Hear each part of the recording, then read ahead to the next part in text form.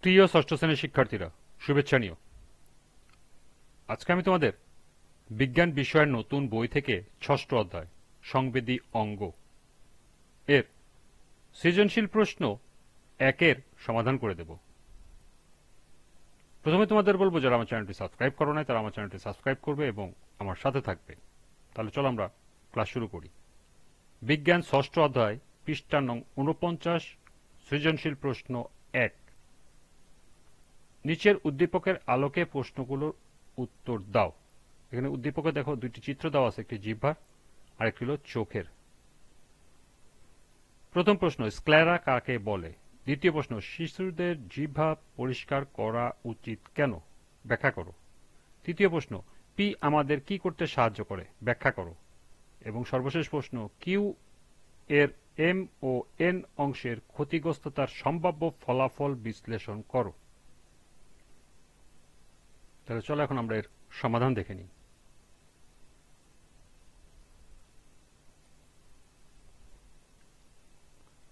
প্রথম প্রশ্ন ছিল স্ক্লেরা কাকে বলে? অক্ষিগোলকের বাইরের সাদা, শক্ত ও পাতলা স্তরটি হল স্ক্লেরা। এটি চোখের আকৃতি রক্ষা করে। দ্বিতীয় প্রশ্ন ছিল, শিশুদের জিহ্বা পরিষ্কার করা উচিত কেন? ব্যাখ্যা করো।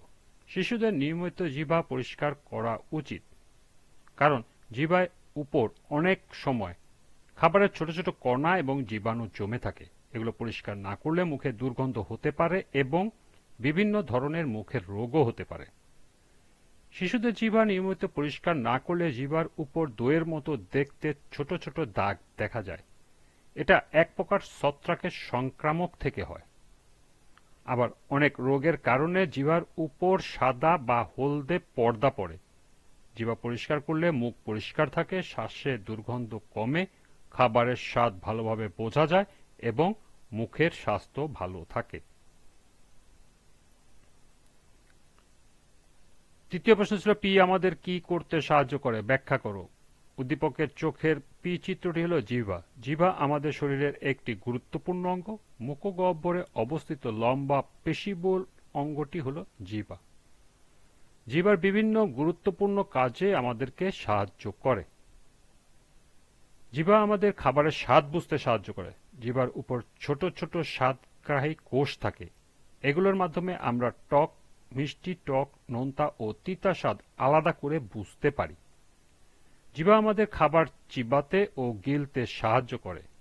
খাবার মুখে নেওয়ার পর জিহ্বা খাবারকে দাঁতের কাছে ঠেলে দেয় যাতে আমরা ভালোভাবে চিবাতে পারি। পরে জিহ্বা খাবারকে গলার দিকে ঠেলে দেয়, ফলে আমরা সহজে খাবার গিলতে পারি। জিহ্বা আমাদের স্পষ্টভাবে কথা বলতে সাহায্য করে। অনেক সময় অনেক শব্দ সঠিকভাবে উচ্চারণ করার জন্য জিহ্বার নড়াচড়া খুবই প্রয়োজন। জিহ্বা না থাকলে আমরা অনেক শব্দ ঠিকভাবে বলতে পারতাম না। এছাড়াও জিহ্বা খাদ্যবস্তুকে লালার সাথে মিশ্রিত করতেও সাহায্য করে। মুখ পরিষ্কার রাখতেও সাহায্য করে। এটি মুখের ভেতরের খাবারের কণা সরাতে সাহায্য করে। সুতরাং বলা যায়, জিহ্বা আমাদের স্বাদ বুঝতে, খাবার খেতে এবং স্পষ্টভাবে কথা বলতে গুরুত্বপূর্ণ ভূমিকা পালন করে।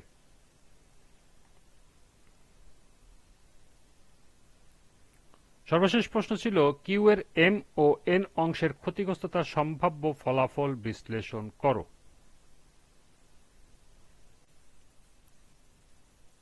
উদ্দীপকে কিউ চিত্রটি হল চোখ, এম অংশটি হল কোরেড ও এন অংশটি হল লেন্স। কোরেড ও লেন্স ক্ষতিগ্রস্ত হলে চোখের দৃষ্টিশক্তির উপর খারাপ প্রভাব পড়ে। স্ক্লেরা স্তরের নিচের স্তরটি কোরেড। এটা একটি ঘন রঞ্জিত পদার্থের স্তর। এখানে বহু রক্তনালী প্রবেশ করে। এটি চোখের ভেতরের অংশকে পুষ্টি যোগায় এবং আলো শোষণ করে চোখকে সুরক্ষা দেয়। যদি কোরেড ক্ষতিগ্রস্ত হয় তাহলে চোখের ভিতরের অংশ ঠিকভাবে পুষ্টি পাবে না। এর ফলে দৃষ্টিশক্তি দুর্বল হয়ে যেতে পারে এবং চোখের বিভিন্ন সমস্যা দেখা দিতে পারে। পিউপিলের পিছনের একটি দ্বি-উত্তল লেন্স থাকে। লেন্স হল চোখের স্বচ্ছ অংশ যা আলোকে ভেতরে প্রবেশ করিয়ে সঠিকভাবে রেটিনায় ফোকাস করতে সাহায্য করে। লেন্স এক বিশেষ ধরনের সিলিয়ারি পেশি দ্বারা আটকানো থাকে। এই পেশিগুলো সংকুচিত ও প্রসারিত হতে পারে। যদি লেন্স ক্ষতিগ্রস্ত হয় বা ঘোলা হয়ে যায়, তাহলে আলো ঠিকভাবে রেটিনায় পৌঁছতে পারে না, ফলে মানুষ ঝাপসা দেখতে পারে বা দৃষ্টিশক্তি কমে যেতে পারে। সুতরাং বলা যায়, চোখের কোরএড ও লেন্স ক্ষতিগ্রস্ত হলে দৃষ্টিশক্তি দুর্বল হয়ে যায় এবং মানুষ ঠিকভাবে দেখতে পারে না। এই ছিল ১ নং সৃজনশীলের ৪টি প্রশ্নের সমাধান। আজকের ক্লাসটি এই পর্যন্তই।